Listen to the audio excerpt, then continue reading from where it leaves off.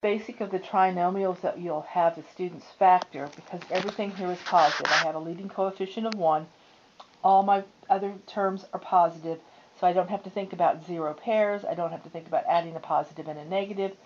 I'm working only in the positive realm at the moment. So when I'm factoring, I want to think about working in an area model. I'm going to create a rectangular area that has to be completely filled in. So I'm going to start with two ends, my x squared and my positive 6. And I'm going to fill in my x's to make the area model. In this case, I'm going to have 2x's up here and 3x's over here to create my model. And then it becomes how you want to name your terms. This distance here is x. I have 1, 2, 3 down here, so I have a positive 3.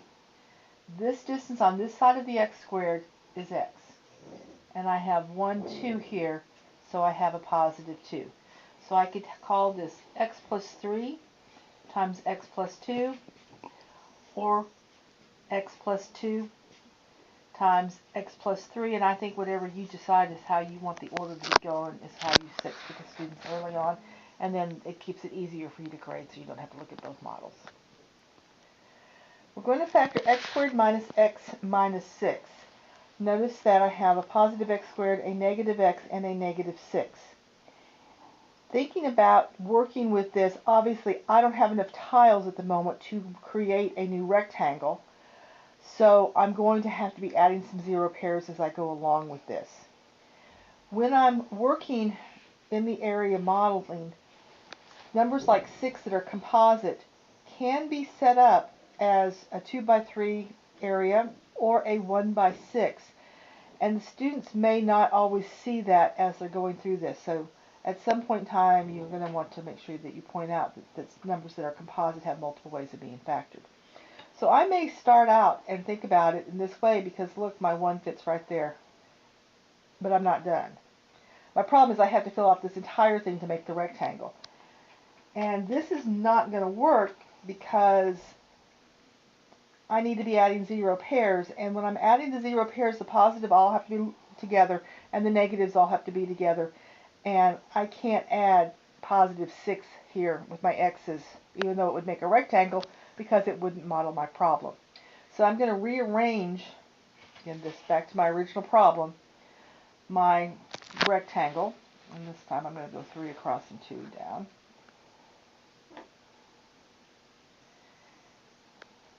And I want to think a minute about this. I need some positives to be added and some negatives to be added as well.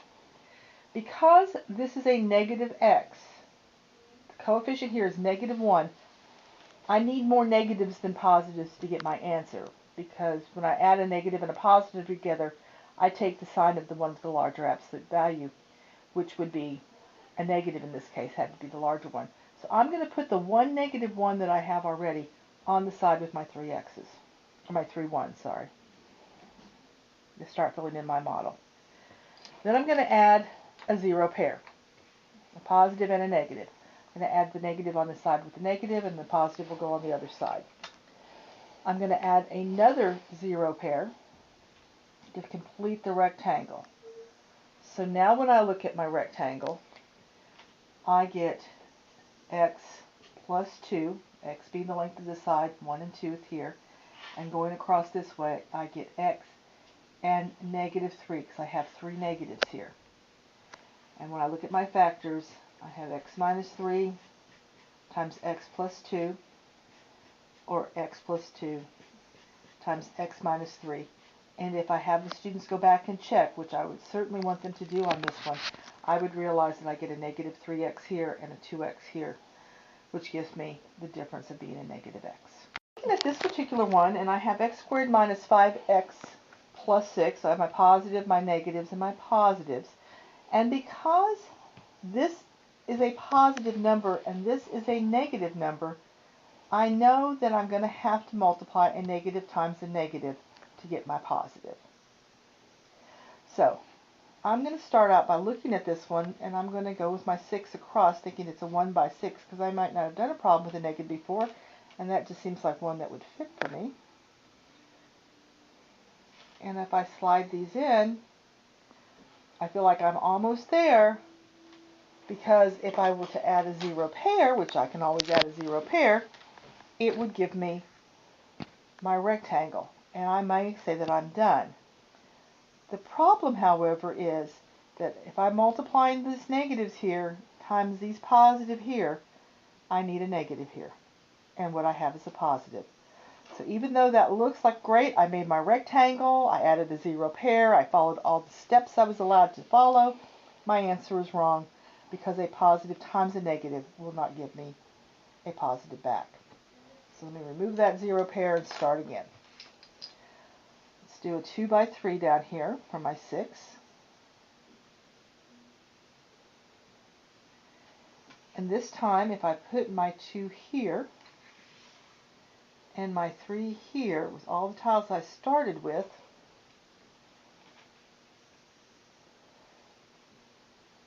I have my rectangle. And I have a negative times a negative equaling my positive. So my factors would be x minus 3, 1, 2, 3, and up here x minus 2, and I have x minus 3 times x minus 2 for my area, or x minus 2 times x minus 3, whichever way you want your students to be writing that.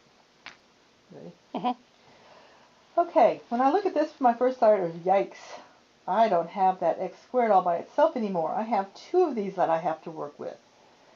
And I'm looking at a whole lot of x's here with the 7, and not many 1s with my 3. And my first thought is this is going to be a very interesting looking rectangle. So I'm going to have confidence that my process works that I've been learning, and I'm going to go back and start with what I know. I'm going to line those up, and I'm going to line these up so that I have, maybe I'll go this way with them, my rectangle. I think that might work best. Let's see if I'm good with this. So I've got my 7 x's to go, and I'm going to put 3 of them there, and I've got 2 of them here, and my problem is I've got extra x's. So I guess my 3 doesn't go that way, but it needs to go this way. So let me move these 2 over. And look at that. Oh my gosh, it factored. I didn't think I could do that one. So my factors for this one happen to be x, 1, 2, 3, positive 3, 1x, 2x going across, so my 2x, and my positive 1.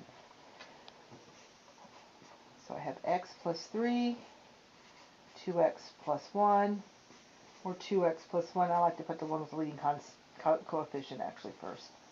And x plus 3.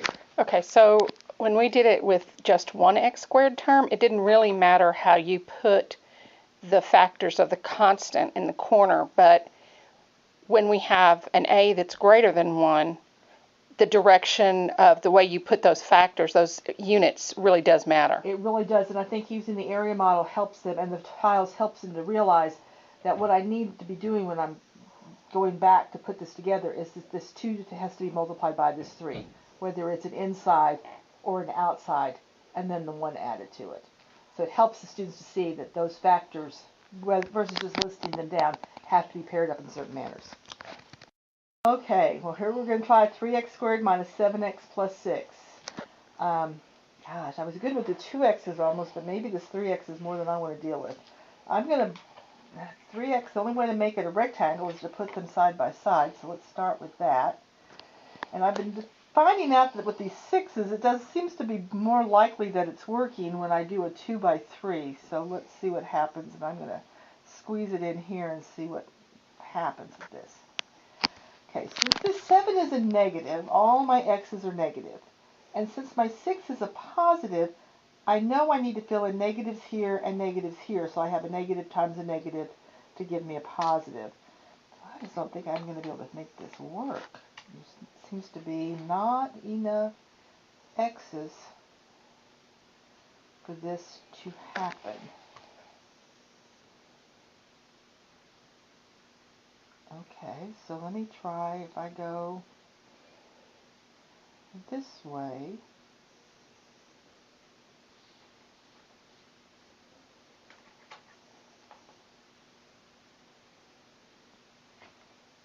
Hmm.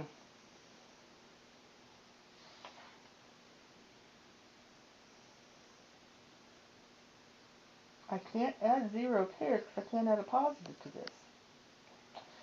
I guess I need to try it another way. Let me try this way.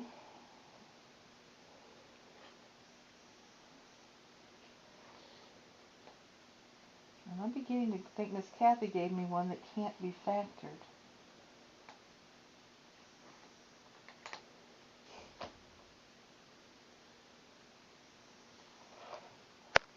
Okay, this time I have 4x squared minus 9. So I only have x squares and the ones. And 4, for the first time I have something here that I don't have to just line up. It has another way of factoring, which is to make a square out of it itself. And I know something about 4. It is a perfect square number. So I'm going to start with the 4. I do think it's important for the students to be understanding that the reason we call them perfect square numbers is because if I take tiles of that number, I can make a square out of it. So I have a square that's 2 by 2. My area is 4. I think we need to point those out for the students.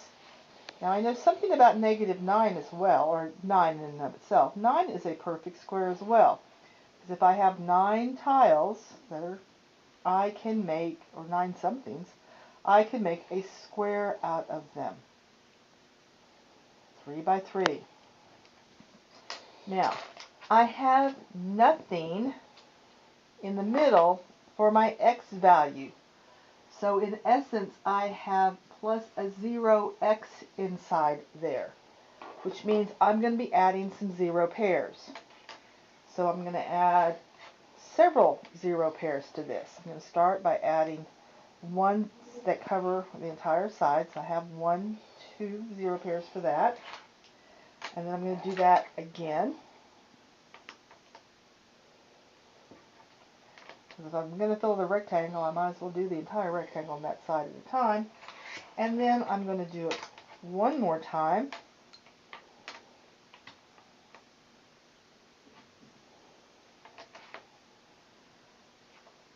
And I still have a square because I started with 2 perfect squares that I am filling in.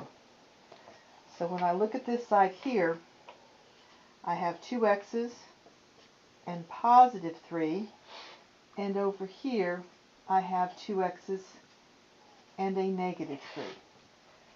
I think it's important to take the model next and show what would happen if I had that 4x squared and a positive 9.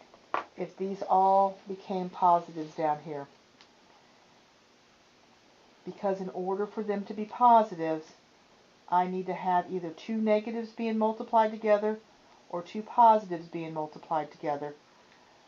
I cannot multiply a negative and a positive and get a positive back.